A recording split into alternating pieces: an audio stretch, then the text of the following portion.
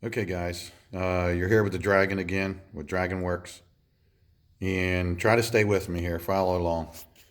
This is back on the 2007 Honda 919, and this is the one where they broke the key off in the ignition, didn't have a spare key, had to change all the locks and all the ignition.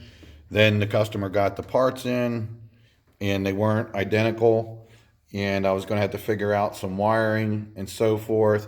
Also, like I was telling you in the other video, they stripped out all the Allen heads on the bolts, so I got to drill them and extract them or something. I got to figure something out here.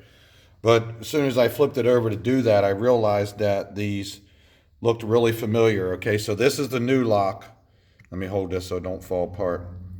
This is the new lock that we're going to put in, okay, like I showed you in the last video. And here is the wire to it. Now, I took this apart and I'll explain why. So this goes in there, and remember it only had a 2-wire, and I was going to have to figure out the wiring and convert it to his bike, because the old one right here that used to go in here, it came with a 3-wire. That's the original equipment on the bike. And so I was going to have to figure out the extra wire and so forth. But what I did notice was when I flipped it over that they looked identical on the back. So what I'm going to do is I'm going to take his old terminal here with the 3-wire, and it has the same internal keyway, so to speak, as the old one.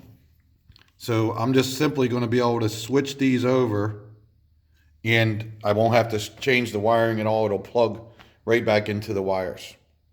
So does that make sense? So basically, I took the switch apart that he brought me. You remember this was all together with this piece here. This just goes onto the back. I'm sure you understand, but some people may not. It's spring loaded, so let me see. Let me get one of the screws here real quick. Bear with me this close up. I'm working with my other hand while I'm holding this together. So yeah, so basically that's what it looked like when we got it. Okay, this is the new ignition. It has the same positions, on, off, and push lock, but it only came with, like I say, the 2-wire, and the one on his bike is a 3-wire, and you can see it's a whole different plug. So I'm basically just removing this terminal out and installing this one. So I basically took his switch apart, and I'm going to be rebuilding it, and then I got to get these bolts out, and I can attach his new ignition to his bike, and it'll be just like it was stock. So once again, problem solved, and that's why people come to the Dragon.